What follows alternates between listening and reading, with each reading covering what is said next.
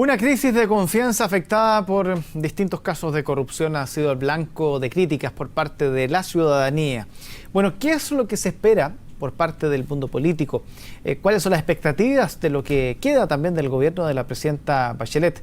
Se lo preguntamos en CNN Prime al Premio Nacional de Historia, Gabriel Salazar. ¿Cómo está?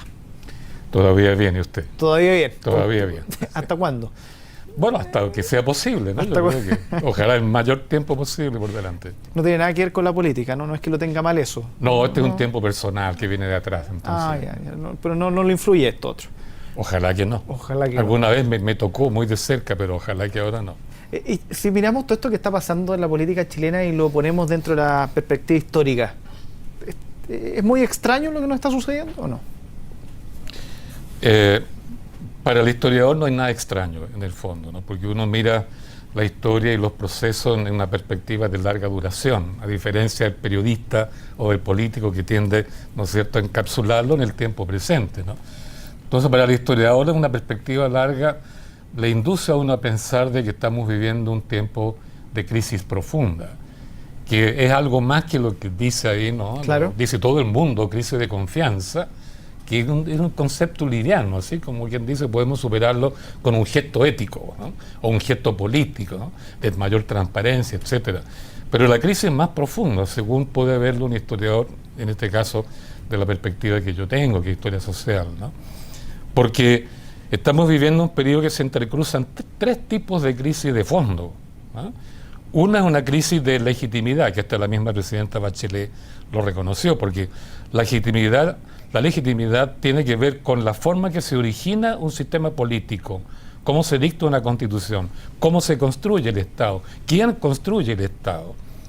Y en Chile los tres estados que hemos tenido, el de 1833, 1925, de 1980, han sido ilegítimos porque la ciudadanía no participó soberanamente, libremente, con libre deliberación, libre información, etcétera.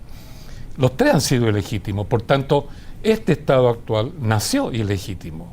Y eso se ha venido arrastrando de diversas formas hasta el día de hoy. Lo suficiente para que el presidente lo reconozca y diga, tenemos que llamar, ¿no es cierto?, un proceso constituyente. Pero esa es una crisis. La otra crisis que está vinculada con esta, bueno, y esa no es una cosa menor, no es una crisis pequeña, ¿no? Es la base. Lo otro que se entrecruza con esto es una crisis de representación. Es decir, cuando la ciudadanía pierde confianza en sus representantes supuestamente electos en forma libre y democrática, ¿no? Pensemos que ya el año 1991, con la primera encuesta que hizo a nivel de Chile el Programa de Naciones Unidas para el Desarrollo, el PNUD, en esa encuesta ya el 54% de los chilenos, o sea, más de la mitad, desconfiaba de este Estado, no tenía credibilidad en los políticos, no tenía confianza en las instituciones públicas del Estado, ¿no? Más de la mitad, el 91, recién conquistada supuestamente la democracia, ¿no? Y eso se ha venido acentuando con el correr del tiempo, pues todas las últimas encuestas arrojan que el descontento de los chilenos con el Estado y con los políticos llega al 97% hoy, según la última encuesta de Adimac y de la Universidad Católica. Y eso es casi la totalidad de los chilenos. Hay un rechazo casi total al sistema político, a los políticos, los partidos políticos y por tanto a la Constitución del 80. Y en añadidura se agrega una crisis de eficiencia, que no es lo mismo que el de legitimidad que representatividad. Es una crisis de eficiencia que tiene que ver con la resolución de los problemas de fondo del país, problemas de arrastre. Podemos mencionar varios así al pasar, ¿no? Uno, el hecho de que este país aún no se ha industrializado. Seguimos siendo un país portador de materias primas. Seguimos siendo un país que exporta productos con muy bajo valor agregado, ¿no es cierto? Dependemos fundamentalmente de una mercancía, una commodity que le llaman, ¿no? El cobre, ¿no es cierto? Que ha caído en un 50% su precio en un par de años, ¿no? Y que está afectando el conjunto de la economía. Por otro lado, se ha privatizado el agua, ¿no?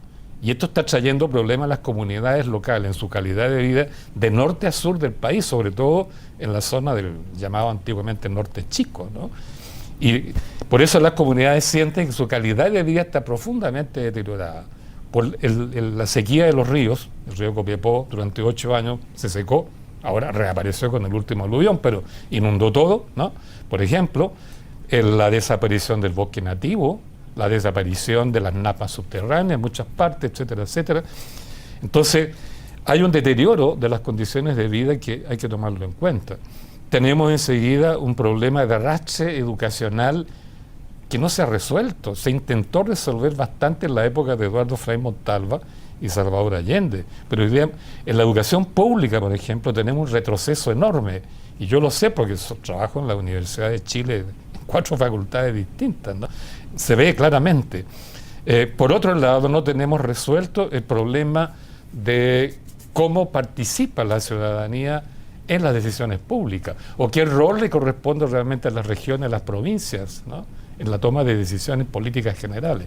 Entonces hay muchos problemas y se complica ahora con esta tendencia a la desaceleración económica que le llaman, pero que tiene que ver con la incapacidad del país de no poder exportar valores agregados de tipo industrial que le reporten mayores ingresos que por las puras commodities. Entonces hay un problema de ineficiencia. Complicado, ahí también, complicado con estos reventones de corrupción a nivel empresarial, a nivel político y en otros ámbitos que ni nombremos, que también hay. No, que ha sido bastante transversal. De hecho, Claro. hay varias instituciones que se han visto permeadas por esta situación, pero tenemos legitimidad, credibilidad, eficiencia. Claro. 3 patas que son fundamentales para la construcción histórica Exacto. de un país. Claro. Chile tiene bases históricas como para ver de dónde agarrarse y conformar una estructura que permita enfrentar estas 3 patas, o aquí Chile se va a tener que reformular completamente para poder enfrentar todo esto. Si lo miramos desde un punto de vista sociológico o histórico-sociológico, cuando concurren estos 3 tipos de crisis, cada una de las cuales es compleja, ¿no?, porque conlleva otro tipo de crisis menores, cuando concurren estos 3 tipos de crisis, normalmente uno diría, como sociólogo, este sistema económico, político, social, etcétera, está experimentando una crisis terminal, ¿no? No es una crisis, qué sé yo, coyuntural que se puede superar. No, cuando ocurre de esta forma, las 3 crisis, y con un 100% casi de rechazo de la ciudadanía, es crisis terminal. Eso implica cambio de sistema. Y el cambio de sistema históricamente ocurre de 2 maneras, ¿no? O un par de grupos o ciertos bloques políticos pretenden producir el cambio de una manera más o menos abrupta, digámoslo así, revolucionaria y violenta, ¿no?, y se encuentra con el otro bloque que se defiende. Ya. El otro camino para hacer un cambio de estas proporciones, un cambio sistémico, un cambio de estructura, es cuando la ciudadanía en su conjunto, no los grupos políticos, se mueve para cambiar el Estado. Y es cuando entonces reclama una asamblea constituyente, para ejercer ella, la ciudadanía, el poder constituyente. ¿Y usted cree que por dónde puede ir la salida acá, en vista considerando los antecedentes que tiene sobre la mesa? ¿Por la primera o por la segunda opción?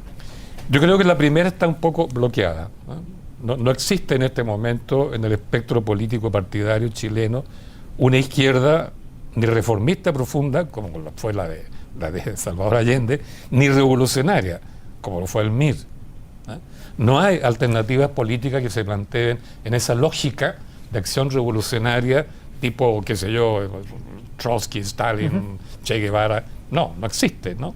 Y la masa juvenil, si lo pienso un poco, no está organizada para eso. No es ese el problema. El problema ahora viene, como digo, por la segunda alternativa. Es la ciudadanía la que quiere realizar el cambio, ¿no? Y si en Chile esto se ha dado 2 veces antes, no es la primera vez. Lo que pasa es que no se ha estudiado como acción ciudadana, ¿no? Cada vez que la ciudadanía se ha movilizado para ejercer soberanía, ejercer el poder constituyente y ella cambiar el Estado, los historiadores o los vencedores en esas coyunturas llaman a ese periodo anarquía, ¿eh? Entonces ocultan bajo ese nombre la movilización ciudadana para construir Estado. Entonces, ¿y hoy? ¿Cómo va a ser visto en los libros de historia de varios años más? Por ejemplo, este gobierno de Michelle Bachelet, este momento que se está apreciando, ¿ahí se le puede poner algún nombre? ¿Se le puede catalogar de alguna manera? Porque me imagino que lo que estamos viviendo claramente va a ser analizado a lo mejor en 50, 80 o 100 años más. Sin duda, sin duda. Hay que decir una cosa, nunca la clase política civil, yo hago la distinción, ¿sí? Hay 2 clases políticas, la civil los políticos de partido y de profesión vitalicia político, y la clase política militar. En Chile, cada vez que se ha cambiado el Estado, ha intervenido el ejército, ¿no? Sangrientamente o no, pero ha intervenido, ¿no? Y por tanto es el que produce el cambio estructural, el cambio de Estado. Lo que ha hecho la clase política es administrar lo que el ejército le deja como herencia constitucional o estatal, ¿no? Entonces, nunca la clase política civil ha promovido ella misma un cambio de constitución. Ella siempre ha defendido la constitución que le tocó como herencia administrar, ¿eh? Por eso, el año 25, Arturo Alessandri, con engaño en medio mundo, sería muy largo contar ese cuento, él dictó la constitución del 25. Pero los opositores de Alessandri, la izquierda, digamos, aceptó esa constitución. Y entraron al juego que esa constitución les marcó a los políticos, desde el año 32 hasta el 73. E incluso defendieron la constitución, es lo que hizo Allende.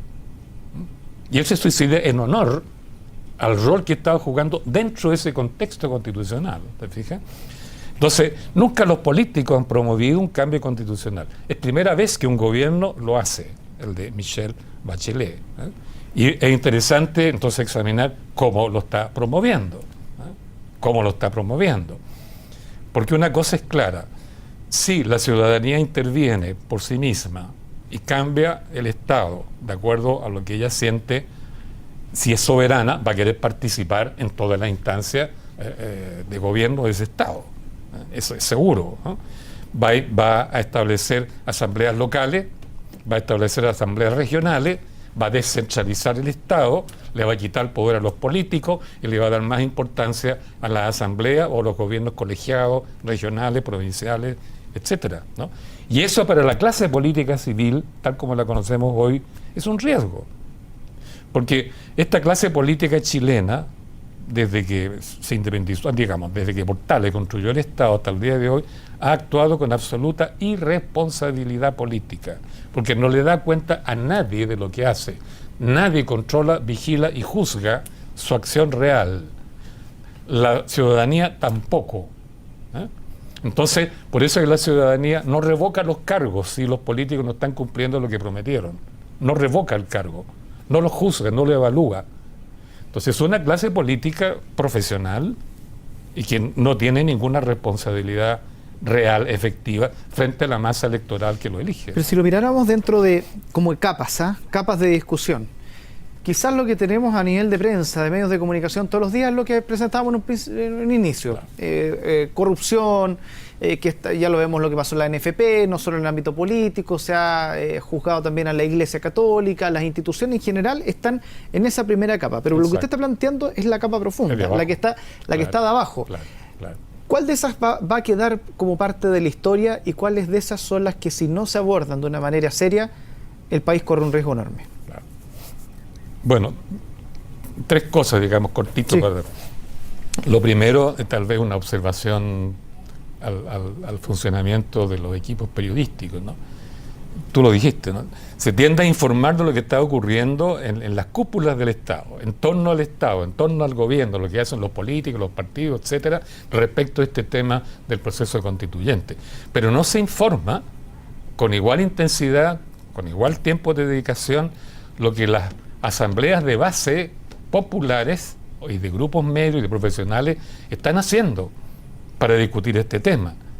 Yo solamente, sin ir más lejos que esta semana, he estado en 3 asambleas de este tipo, ¿no? Estuve en San Felipe, ¿no? Con una comunidad más bien pedagógica, donde habían alumnos, profesores, para discutir este tema. Estuve con un gremio de la salud, COTRASAM, ¿no es cierto?, hace poco, también en el norte de Santiago, para discutir este tema. Estuve hoy día en la mañana con pobladores que quieren discutir este tema. Entonces, hay un asambleísmo de base, están muy preocupados por ellos discutir el tema y ellos controlar el proceso constituyente, ¿eh? No el gobierno, no la clase política. Porque la gran debilidad que tiene el proyecto de la presidenta, pienso yo, y piensa mucha gente, no solo yo, es que le da a la ciudadanía una participación, diría uno, como un placebo edulcorante, ¿no? cabildos abiertos, le vamos a dar cursos de educación cívica. Pero quien decide al final, no son los cabildos abiertos, es el Congreso, son los políticos, ¿no? Tal como ocurrió con la reforma educacional al principio, ¿no? Se convocó ¿cómo se llama? El Comité de Consejo de los 70, donde participaron ciudadanos que discutieron, qué sé yo, pero al final los políticos se toman de la mano y el Congreso decidió, y quedaron todos los actores sociales descontentos. Entonces, este proyecto, que es primera vez, hay que reconocerlo, que lo hace un gobierno y lo hace la clase política, y hay que reconocer también que la oposición a este gobierno se está embarcando también en el mismo proyecto, no toma en cuenta que la ciudadanía está tomando muy en serio su rol. Lo que pasa es que la ciudadanía tiene que aprender por sí sola, tiene que autoeducarse a ser soberana, es decir, ¿no es cierto?, a construir Estado ella en ejercicio de su soberanía, porque eso no lo sabe, nadie le enseña a hacer eso. No hay ningún texto escolar que diga eso, ni siquiera los textos de derecho constitucional de los grandes profesores de derecho, ¿te fijas? Entonces, tiene que aprenderlo y le está aprendiendo, por eso a uno lo invitan para allá y para acá, para que uno le enseñe desde la historia lo que puede serle útil. Gabriel Salazar, muchísimas gracias por estar junto a nosotros. Muy bien. Que esté muy bien, muchas gracias. Igualmente.